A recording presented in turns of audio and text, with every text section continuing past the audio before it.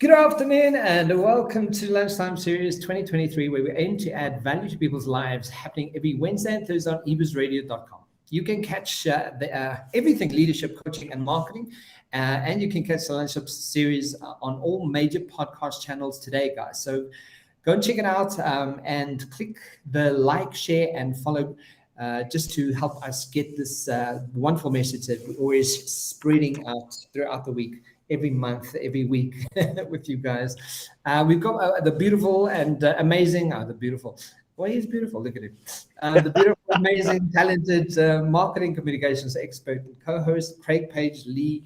Craig, how you doing? Kevin, I'm good, thank you. Yeah, gosh, here we are right into February, and good to be chatting today on what is our 96th show for the series to date, which means that we'll be hosting our 100th show week commencing 6 March. So five to go. Looking forward to that, and aiming to get one or two really big ones in before that mega moment for us. Yeah, I was watching a show the other day where they were mocking everyone, going, "Can you believe it's the 1st of February? Can you believe it's February? Can you believe it's February?" And I was kind of going, okay, I'm not going to do that. I'm just going to go, you know what? Welcome to February. There we go. Great. Before we start, don't you want to give us the key takeaway points on last week's conversation? Yeah, Kevin, thanks. Absolutely. So I want to reference the McKinsey article that we covered last week, which was titled, "What are the Pillars of Digital Transformation?" and the key to a successful digital transformation. I came across the article on More Than Digital blog, really interesting read. And the article covers the global survey on how many organizations have undertaken efforts to implement digital transformations, and suggests some key steps that companies can take to actually increase the chances of success during such transformations. And these 3 key takeaway points are noted as follows.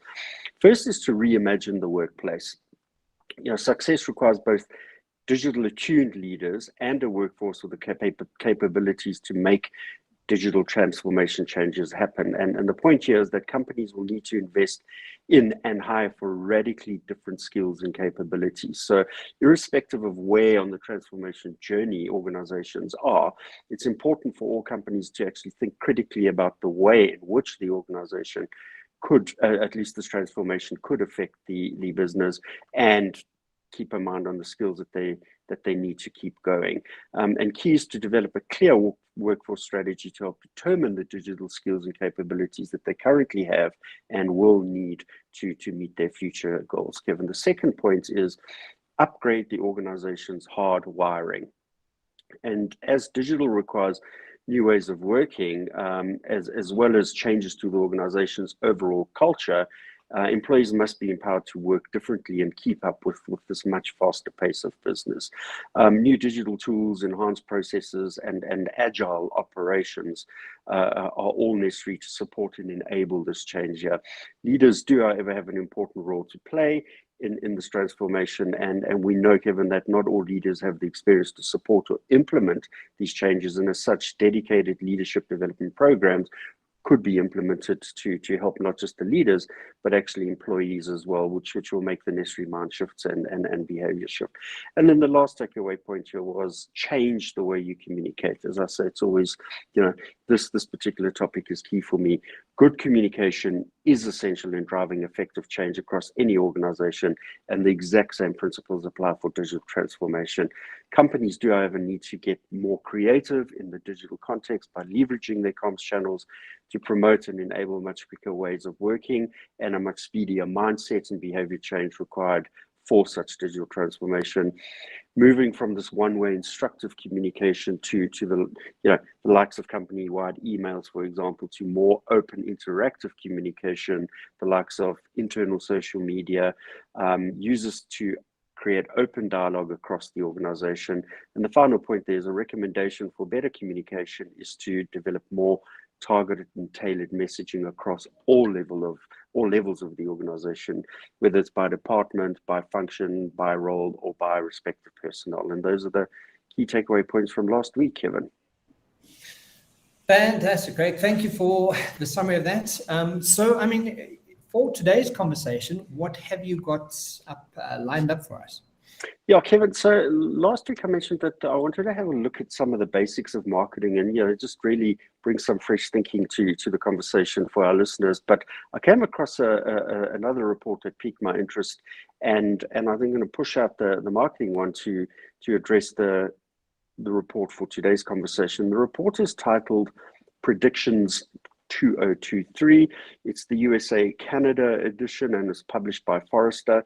And really, this is one of the reasons why I wanted to talk about it, because Forrester produced some really great reports, and there's some wonderful broad context to the report and some wonderful key snippets for each of the topics that's picked up. So yeah, just a reminder to our listeners again, Forrester is a leading global market research and advisory company that, to quote, helps organizations exceed customer demands and excel with technology.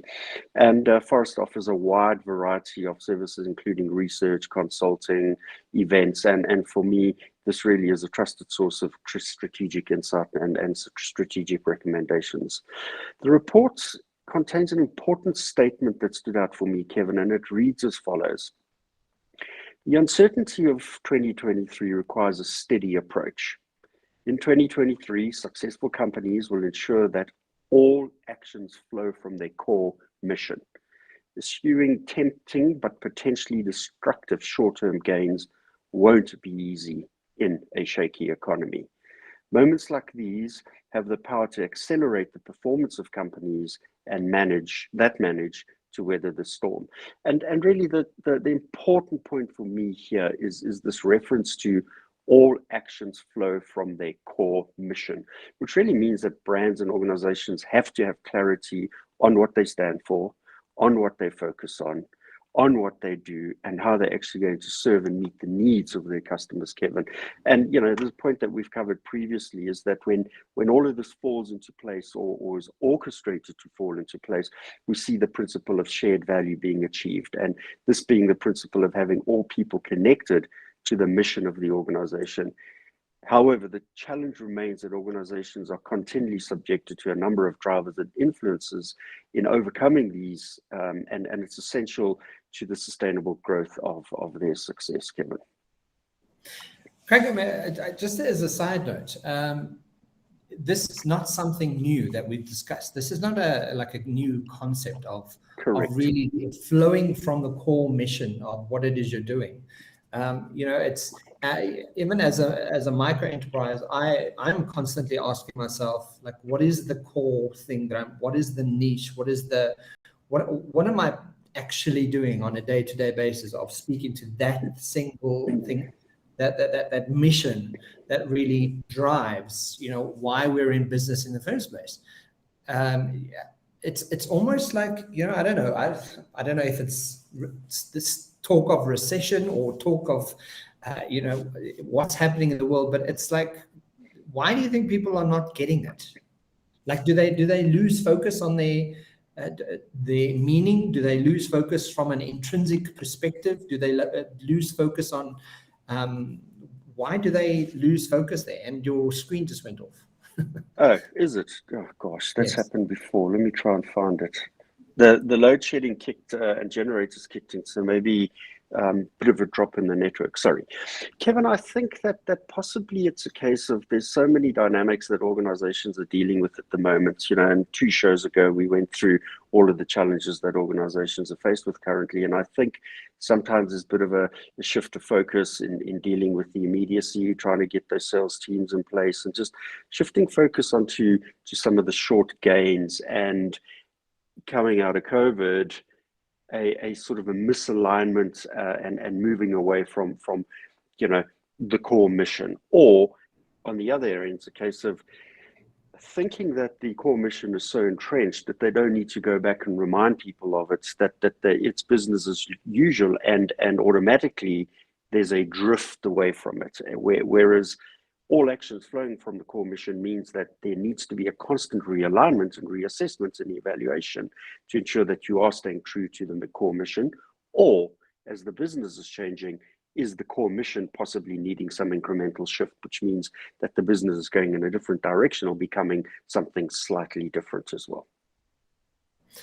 Yeah, because I mean the word DNA sort of sticks in my head. Like, what is the DNA of a company? And sorry, but I mean, you were telling us more about this, but it's just a very specific point that very often sort of sticks its head out. That I think people should really ask themselves, what is the DNA and what is that core mission of why you're in business? And like, Correct. The why is, and everyone has the same language that the same kind of approach, the same understanding, the value system that drives that.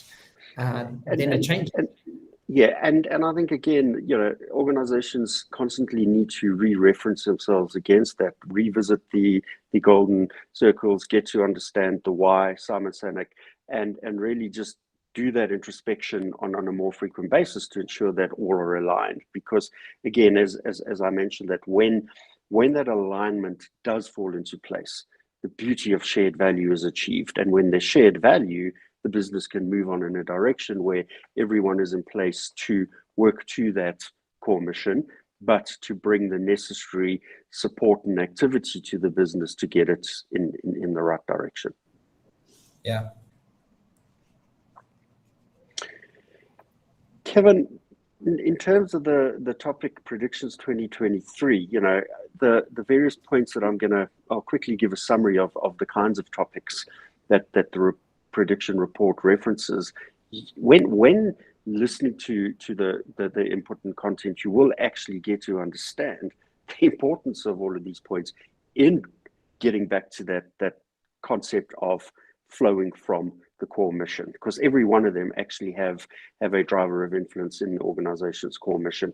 And some of the topics covered, it's a great comprehensive report and presented in a really easy to digest way. But just some of the topics that stood out for me was the concept of automation, B2B and experience across the customer life cycle, falling into the short-term revenue gap, big a trap, big problem. The fact that consumers will continue spending, which is a really exciting point to expand on. The fact that there's a skill shortage in customer experience teams and in the tech industry. Employees show disdain for online monitoring technologies, really some insightful stuff coming out of that. Cracking down on greenwashing remains high on the agenda. And interestingly, that the metaverse is still falling short on capturing the broader public's imagination, Kevin. So let's just take a look at a few of these predictions in a bit more detail. So the first topic, titled Automation Investment Turns Towards the Pragmatic. The report notes that 10% of automation budgets will shift from transformation to resilience due to the ongoing economic uncertainty that the world is facing. And Kevin, even though over the past few years organizations have experienced the proven benefits of automation, we'll see in 2023 an easing up of automation adoption and implementation, and going back more to some of the resilient building capabilities in the business. And the point that really stands out here for me is that in the statement that a more rational approach is emerging, which is good. Economic uncertainty will tap the brakes on transformation and focus on the core business drivers of resilience and efficiency. Both obviously are topics that we've covered in detail previously. Here, efforts will pay off for those who are courageous enough to adjust to the 2023 realities while doubling down on their automation to capitalize on anybody who does this newfound competitive advantage, Kevin. Correct. Automation, like, again, I was my assistant, I was chatting to Lauren. She runs her own virtual assistant business. One of her clients asked her to put together a social media strategy. She used ChatGPT to help her create a whole structure and do some stuff. And all of it she did in 40 minutes, right? We really need to take on this automation AI and kind of just look on how it actually serves us and how it actually, lends itself to what it is we're doing. Like the fact that people still don't get it, and it's still a blind spot for people. It's quite interesting that it's still things that people need to really take on board. Absolutely, it's important, yeah. Yeah. So the next topic is B2B demand leaders deliver satisfying experiences across the customer lifecycle or struggle. And here we note that demand generation teams are really facing an ongoing reduction in leads-based contribution to revenue and results. And yeah, the number of these teams reporting into sales organizations will grow by 20% by the end of 2023. Yeah, unfortunately, here many organizations are adopting this approach as an attempt to improve alignment with the underperforming revenue engines. But the reality is that the reconfigured reporting lines are not fixing business alignment issues. So, changing the structure around lead generation teams and moving them around is actually creating more decoupled experiences across the business here. And especially as the demand-based organizations prioritize the delivery of tactics ahead of generating meaningful value for their prospects and customers. And this remains a critical issue. If you're not providing that meaningful value for prospects and customers, doesn't matter what you do around your tactics environment, you're not going to get alignment here. And the point that stands out is that regardless of where the demand marketing reports, these dependencies on demand leaders require them to embrace their roles in delivering satisfying experiences across the entire customer lifecycle. Kevin, this requires that marketing and sales need to evolve their alignment and much greater integration in order to support buyers and customers alike. The next topic is titled Some B2C CMOs Fall into the Short-Term Revenue Growth Trap. And this is a topic that we've picked up on in a different conversation, and I really like this topic. So interestingly, half of new chief marketing officers or B2C chief marketing officers will come from pure play performance marketing roles, with the net result, Kevin, that the short-term revenue growth again comes at the cost of long-term brand building in 2023. So again, a shift, core mission, chasing numbers instead of the foundational of brand, a platform building experience. This was a key focus on strategically audio-oriented CMOs managing brands through the pandemic, but the need for quick wins and financial gains in 2023 will result in CEOs favoring CMOs who are more functional in their performance marketing backgrounds, Kevin. The point here that really stands out is that ignoring strategic levers that fuel the long-term growth and brand equity in favor of these quick hit sales at this time is an especially bad idea. And one of the main reasons being that data deception and depreciation due to a number of factors, including the likes of third-party cookie tracking limitations, will constantly increase the complexities of effective marketing and targeting, and raising customer expectations require much deeper concerted efforts on building relationships. And Kevin, this means that chief marketing officers really need to focus on improving that customer experience, which ultimately impacts on the brand experience, and they ignoring that by really chasing sales and not understanding the importance of the customer lifecycle proposition. And also, Craig, from a customer experience, I speak selfishly for myself here, and nothing beats customer experience. When I will pay more money for convenience. I will pay more for convenience. When I know I'm walking into a brand and it just flows and it's easy and it's quick and it makes my life easier, I will drive 10 kilometers further just for convenience, right? So, when it comes to the customer experience, I still believe that it has to be the absolute best. And that's where, where it sort of gives you the forerunner. You become the forerunner of the market based on the fact that you get it right the first time, right? Yep. And the strategic focus around customer experience, which impacts on the brand experience, really should be a priority as opposed to the quick win and financial gains. And it's not saying that, we must forget about the need for financial gain, but when all of the other mechanisms are in place correctly and working from the core of the mission, financial gains are, that's a hygiene factor at the end of the day. Kevin, the next topic is titled Consumers Are Cautious but Don't Pull Back on Spending. So fortunately for many brands, despite the economic challenges that consumers are faced with currently, spending is actually predicted to increase by 5% during 2023. Again, just to caution that this is the USA and Canada report. That percentage may change across parts of Europe, and then obviously will be fundamentally different for the emerging economies. According to Forrester's July 2022 Consumer Energy Index and Retail Pulse survey, the majority of online adults in the USA, 64%, UK, 59%, France, 55%, are all anxious about the possibility of a recession, which again is a point that we've discussed a few weeks ago.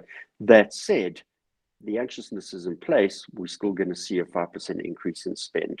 Customers have apparently banked as much as 3 to 6 times pre-COVID, during COVID, and really this is the highest level banked going as far back as the 1960s, Kevin. So, what concerns me around this point then again is, with that 5% increase, what happens year after year after year? Because there will be a finite point where they will have dipped into that long-term saving, and I think we'll see a leveling off again. So while remaining cautious, money in the bank will entice consumers to increase their spending, with an average of 5% increase in spend predicted across all categories, Kevin. The next topic is titled A Skills Shortage Challenges Customer Experience Teams' Ability to Thrive. Interestingly, 4 in 5 customer experience teams actually lack critical design, data, and customer journey skills, Kevin. This is really alarming statistic, considering that these are all essential skills for this aspect of consumer engagement. And added to this, the majority of customer experience teams already lack crucial skills in the following areas: design thinking, inclusive experience design, survey design, journey mapping, and a highly important one for me, data literacy and storytelling capability. And that storytelling can only be best in class on the basis of pure, deep understanding of the data that exists in an organization. These skill shortages will definitely result in an erosion of customer experience differentiation in 75%, Kevin, with a range between the best and the worst in customer experience narrowing slightly. To stand out, customer experience teams need to embrace customer obsession, pure customer experience innovation that differentiates the brand, rather than relying on customer experience strategies that consumers perceive as fairly similar and bland across multiple brands. Correct. So I'm not going to have much comments on this right now, because it's raining cats and dogs. So I'm just going to let you carry on. Okay. The next topic is titled Monitoring Technology Riles the Ire of Employees. And this really is an important topic, considering the current situation of hybrid and work from home impasse as well. So really important topic for executives to get right, Kevin, because there's that fine line between using such tools for improving the likes of work efficiencies, accountability, productivity, versus the other side, invasion of privacy, infringements of rights, and obviously all of those inevitably lead to a decrease in employee morale and a breakdown in the culture of the organization. But as we all know, Kevin, many employees have deployed electronic monitoring tools to track employee productivity while they work remotely, with methods ranging from keystroke recording to desktop snapshots and actually more invasive surveillance via webcams.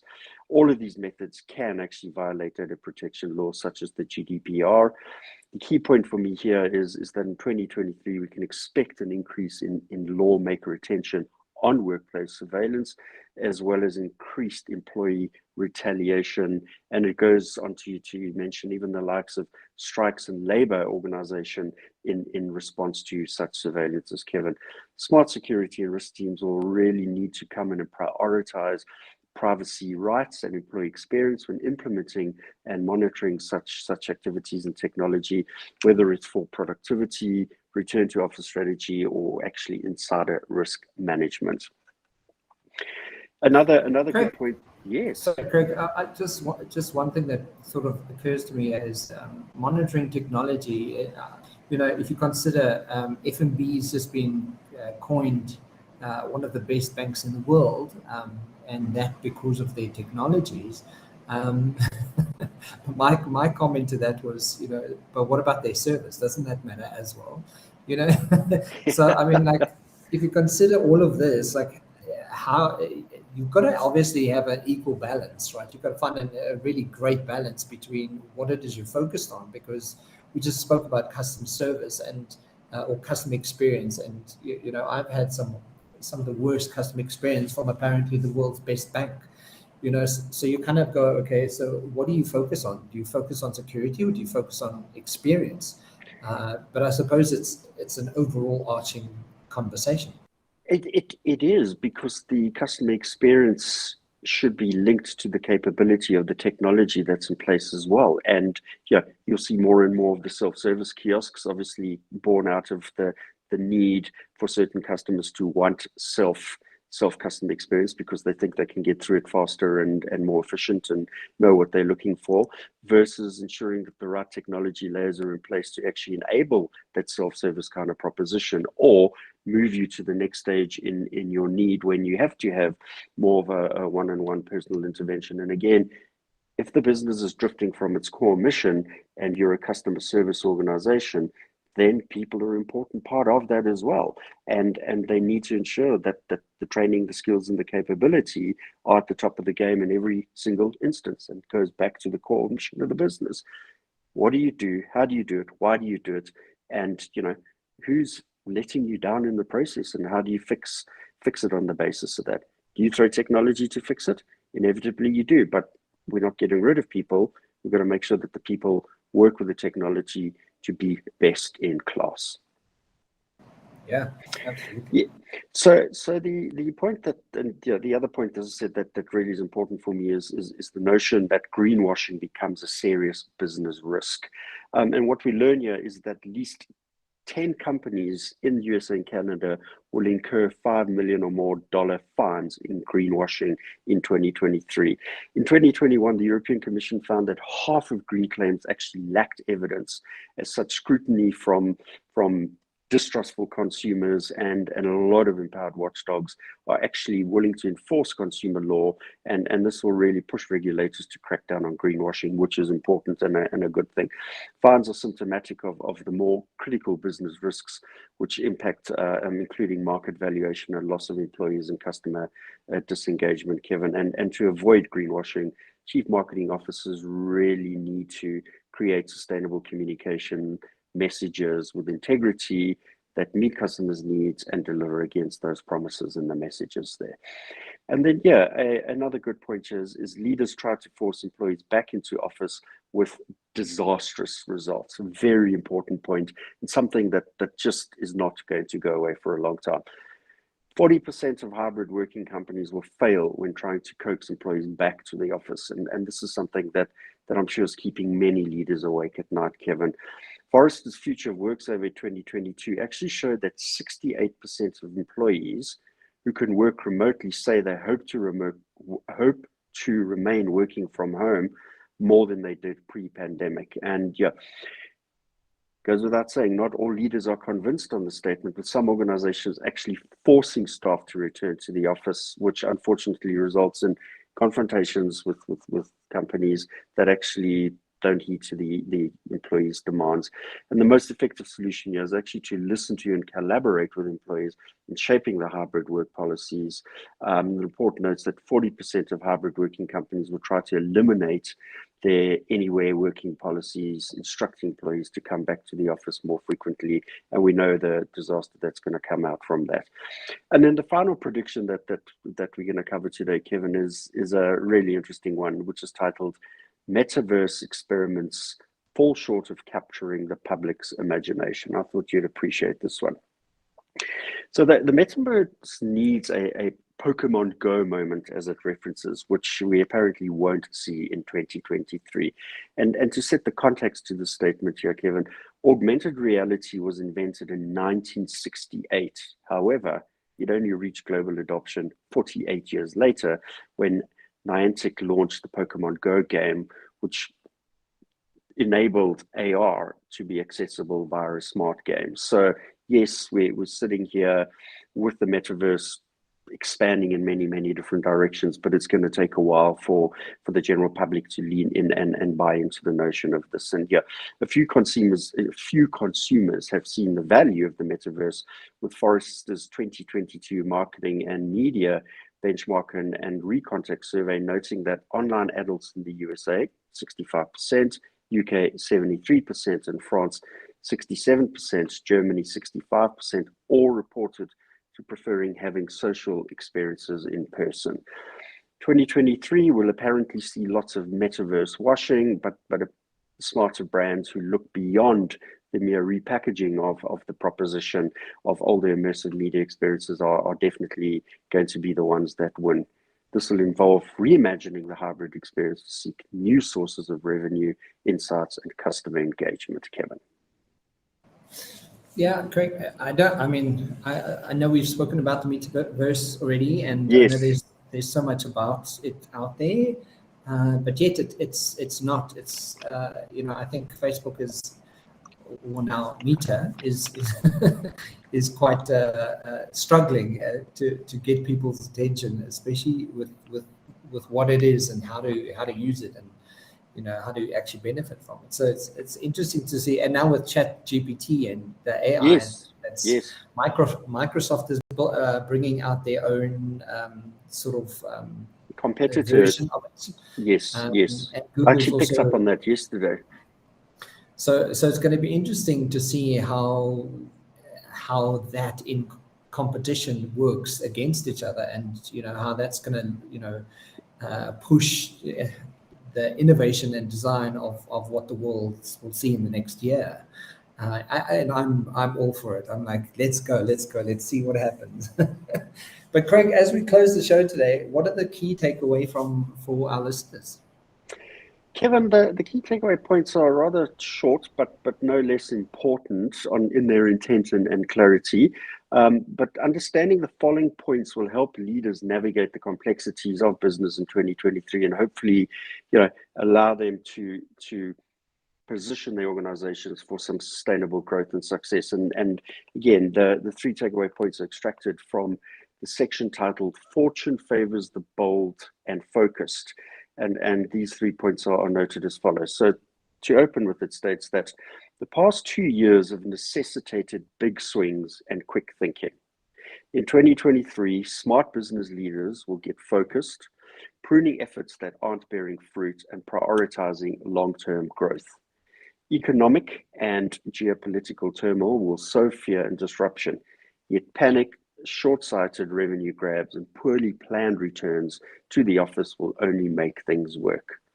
Trust will be at the forefront of business priorities in 2023.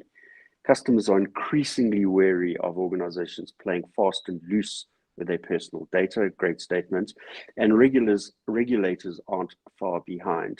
And it won't stop there. Fueled by the ire of fed-up customers, employees, regulators will scrutinize greenwashing, misinformation, and employee surveillance.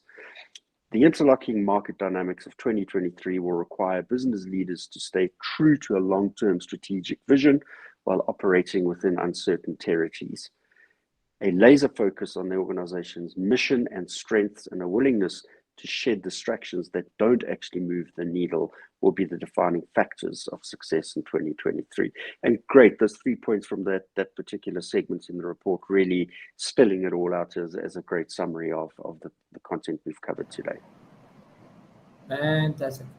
Craig, thank you so much, guys. If you want to catch the Lunchtime series, you can check it out on Wednesdays and Thursdays on ebusradio.com at 12 o'clock, or you can check out all the major podcast channels. Craig, thank you for joining us. Thanks for insights, and I'll chat to you next week. Yeah, look forward to it. Have a great rest of the day. Thanks a lot, Kevin. Cheers. Bye.